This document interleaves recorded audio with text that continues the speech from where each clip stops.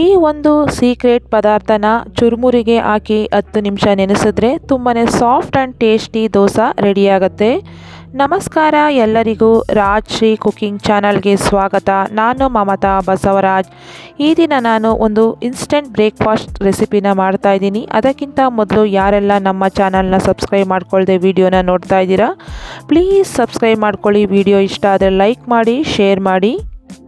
ಮೊದಲಿಗೆ ನಾನಿಲ್ಲಿ 2 ಕಪ್ಪು ಚುರುಮುರಿನ ಒಂದು ಬೌಲ್ಗೆ ಹಾಕ್ಕೊಳ್ತಾ ಇದ್ದೀನಿ. ಇವಾಗ ಈ ಚುರುಮುರಿ ಜೊತೆಗೆ ನಾನು ಅರ್ಧ ಕಪ್ಪಷ್ಟು ಮೊಸರನ್ನು ಹಾಕ್ಕೊಳ್ತಾ ಇದ್ದೀನಿ. ಸ್ವಲ್ಪ 1-2-3 ಟೇಬಲ್ ಸ್ಪೂನಷ್ಟು ನೀರನ್ನು ಸೇರಿಸ್ಕೊಂಡು ನಾವು ಚುರುಮುರಿ ಮತ್ತು ಮೊಸರನ್ನ ಚೆನ್ನಾಗಿ ಮಿಕ್ಸ್ ಮಾಡ್ಕೊಳ್ಬೇಕು. ಈ ರೀತಿ ಚೆನ್ನಾಗಿ ಮಿಕ್ಸ್ ಮಾಡಿಕೊಂಡು ಒಂದು 10 ನಿಮಿಷ ಇದನ್ನು ನೆನೆಯೋದಕ್ಕೆ ಇಡಬೇಕು. ನೀವು ಕೂಡ ಚುರುಮುರಿಯಿಂದ ಈ ರೀತಿ ದೋಸೆನ ಮಾಡ್ಕೊಳ್ಳಿ. ತುಂಬಾ ಕ್ವಿಕ್ಕಾಗಿ ಸಿಂಪಲ್ಲಾಗಿ ಮಾಡ್ಕೊಳ್ಬೋದು.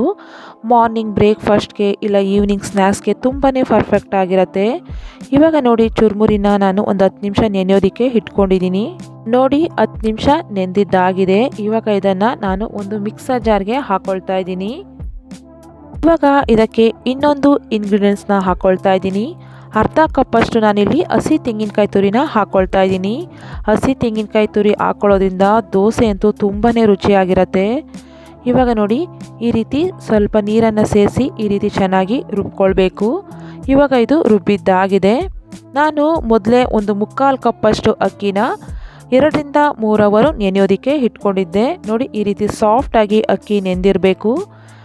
ಇವಾಗ ನಾನು ಈ ಅಕ್ಕಿಯಲ್ಲಿರುವಂತಹ ನೀರನ್ನು ತೆಗೆದು ರುಬ್ಕೊಂಡಿರುವಂತಹ ಕಡಲೆಪುರಿ ಜೊತೆಗೆ ನಾನು ಈ ಅಕ್ಕಿನ ಸೇರಿಸ್ಕೊಳ್ತಾ ಇದ್ದೀನಿ. ಅಕ್ಕಿನ ಸೇರಿಸ್ಕೊಂಡ್ಮೇಲೆ ಸ್ವಲ್ಪನೇ ನೀರನ್ನು ಹಾಕ್ಕೊಂಡು ದೋಸೆ ಹಿಟ್ಟಿನ ಅದಕ್ಕೆ ನಾವು ಚೆನ್ನಾಗಿ ರುಬ್ಕೊಳ್ಬೇಕು. ಇದಕ್ಕೇ ನಾನು ಸ್ವಲ್ಪ ಉಪ್ಪು ಹಾಗೆ 1 ಸ್ಪೂನಷ್ಟು ಸಕ್ಕರೆನ ಹಾಕ್ಕೊಂಡು ಈ ರೀತಿ ದೋಸೆ ಹಿಟ್ಟಿನ ಅದಕ್ಕೆ ನೈಸಾಗಿ ರುಬ್ಕೊಂಡು ಬಂದಿದ್ದೀನಿ. ಸಕ್ಕರೆನ ಹಾಕೊಳ್ಳೋದ್ರಿಂದ ದೋಸೆ ತಿನ್ನೋದಕ್ಕೆ ತುಂಬಾ ರುಚಿಯಾಗಿರುತ್ತೆ ಮತ್ತು ಕಲರು ಕೂಡ ತುಂಬಾ ಚೆನ್ನಾಗಿರುತ್ತೆ. ಇವಾಗ ನಾನು ರುಬ್ಕೊಂಡಿರುವಂತಹ ದೋಸೆ ಹಿಟ್ಟನ್ನು ಒಂದು ಪಾತ್ರೆಗೆ ಹಾಕ್ಕೊಂಡು 1-2 ನಿಮಿಷ ಈ ರೀತಿ ಚೆನ್ನಾಗಿ ಮಿಕ್ಸ್ ಮಾಡಿಕೊಂಡು ಒಂದು 10 ನಿಮಿಷ ರೆಸ್ಟ್ ಮಾಡಲು ಬಿಡ್ತಾ ಇದ್ದೀನಿ. ಹಸಿ ತೆಂಗಿನಕಾಯಿ ಚುರುಮುರಿ ಹಾಕಿ ಮಾಡ್ತಿರೋದ್ರಿಂದ ಈ ದೋಸೆ ಅಂತೂ ತಿನ್ನೋದಕ್ಕೆ ತುಂಬಾ ರುಚಿಯಾಗಿರುತ್ತೆ.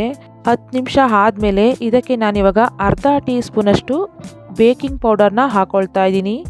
ಬೇಕಿಂಗ್ ಪೌಡರ್ ಇಲ್ಲ ಅನ್ನೋದಾದರೆ ಬೇಕಿಂಗ್ ಸೋಡಾನ ಹಾಕ್ಕೊಳ್ಬೋದು. ಇವಾಗ 1-2 ಟೇಬಲ್ ಸ್ಪೂನಷ್ಟು ನೀರನ್ನು ಹಾಕಿ 1-2 ನಿಮಿಷ ಚೆನ್ನಾಗಿ ಈ ರೀತಿ ಮಿಕ್ಸ್ ಮಾಡ್ಕೊಳ್ಬೇಕು. ಇನ್ಸ್ಟೆಂಟಾಗಿ ದೋಸೆನ ಮಾಡ್ತಿರೋದ್ರಿಂದ ಬೇಕಿಂಗ್ ಸೋಡಾ, ಬೇಕಿಂಗ್ ಪೌಡರ್ ಅಥವಾ ಈನೋನ ಹಾಕ್ಕೊಳ್ಬೇಕಾಗತ್ತೆ. ಇಲ್ಲಾಂದರೆ ದೋಸೆ ಅಷ್ಟು ಚೆನ್ನಾಗಿ ಬರೋದಿಲ್ಲ. ದೋಸೆ ಹಿಟ್ಟು ತುಂಬ ಗಟ್ಟಿನೂ ಇರಬಾರ್ದು, ತುಂಬ ತೆಳುನೂ ಇರಬಾರ್ದು. ಈ ಹದದಲ್ಲಿ ದೋಸೆ ಹಿಟ್ಟನ್ನು ಕಲಿಸ್ಕೊಳ್ಳಿ. ದೋಸೆ ತುಂಬ ಪರ್ಫೆಕ್ಟಾಗಿ ಚೆನ್ನಾಗಿ ಬರುತ್ತೆ. ನೋಡಿ, ಇವಾಗ ದೋಸೆ ಹಿಟ್ಟು ರೆಡಿಯಾಗಿದೆ. ಈ ಕಡೆ ನಾನು ಒಂದು ಕಬ್ಬಿಣದ ಹೆಂಚನ್ನು ಕಾಯಲ್ಲಿ ಇಟ್ಕೊಂಡಿದ್ದೀನಿ.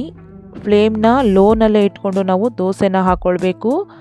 ದೋಸೆನ ಲೋ ಫ್ಲೇಮ್ನಲ್ಲೇ ಇಟ್ಕೊಂಡು ಚೆನ್ನಾಗಿ ಬೇಯಿಸ್ಕೊಳ್ಬೇಕು. ದೋಸೆ ಹಾಕ್ಕೊಂಡ್ಮೇಲೆ ಮೇಲೆ ಪ್ಲೇಟ್ನ ಮುಚ್ಚಿ ದೋಸೆನ ಬೇಯಿಸ್ಕೊಳ್ಳಿ. ದೋಸೆನ ಸ್ವಲ್ಪ ದಪ್ಪವಾಗಿ ಮಾಡ್ಕೊಳ್ಳಿ, ತುಂಬಾ ಚೆನ್ನಾಗಿರುತ್ತೆ. ಒಂದು ಸೈಡು ದೋಸೆನ ಬೇಯಿಸ್ಕೊಂಡ್ರೆ ಸಾಕು. ನಾನಿಲ್ಲಿ ಎಣ್ಣೆ ತುಪ್ಪ ಯಾವುದನ್ನು ಹಾಕ್ಕೊಳ್ತಾ ಇಲ್ಲ, ಹಾಗೇ ಮಾಡ್ಕೊಳ್ತಾ ಇದ್ದೀನಿ. ದೋಸೆನ ತುಂಬಾ ಚೆನ್ನಾಗಿರುತ್ತೆ. ಇದೇ ರೀತಿ ಎಲ್ಲ ದೋಸೆನೂ ನಾನು ಮಾಡ್ಕೊಳ್ತಾ ಇದ್ದೀನಿ. ನೋಡ್ತಾ ಇದ್ದೀರಲ್ಲ ಎಷ್ಟು ಸೂಪರಾಗಿ ಬಂದಿದೆ ಅಂತ. ಈ ದೋಸೆ ತುಂಬಾ ಸಾಫ್ಟಾಗಿ ತುಂಬಾ ಚೆನ್ನಾಗಿ ಬಂದಿದೆ. ತಿನ್ನೋದಕ್ಕಂತೂ ತುಂಬಾ ರುಚಿಯಾಗಿರುತ್ತೆ. ತುಂಬಾ ಕಡಿಮೆ ಸಮಯದಲ್ಲಿ ಮಾರ್ನಿಂಗ್ ಬ್ರೇಕ್ಫಾಸ್ಟ್ಗೆ ನಾವು ಈ ದೋಸೆ ರೆಸಿಪಿನ ಮಾಡ್ಕೊಳ್ಬೋದು. ನಿಮಗೂ ಈ ದೋಸೆ ರೆಸಿಪಿ ಇಷ್ಟ ಆಗಿದ್ದರೆ ಒಮ್ಮೆ ಟ್ರೈ ಮಾಡಿ ಹೇಗಿತ್ತು ಅಂತ ನನಗೆ ಕಾಮೆಂಟ್ಸ್ ಬಾಕ್ಸ್ನಲ್ಲಿ ತಿಳಿಸಿ. ನಮ್ಮ ವಿಡಿಯೋಗೆ ಒಂದು ಲೈಕ್ ಮಾಡಿ, ಶೇರ್ ಮಾಡಿ, ಸಬ್ಸ್ಕ್ರೈಬ್ ಮಾಡ್ಕೊಳ್ಳಿ. ಮತ್ತೆ ಇನ್ನೊಂದು ರೆಸಿಪಿ ಜೊತೆ ಬರ್ತೀನಿ. Thank you.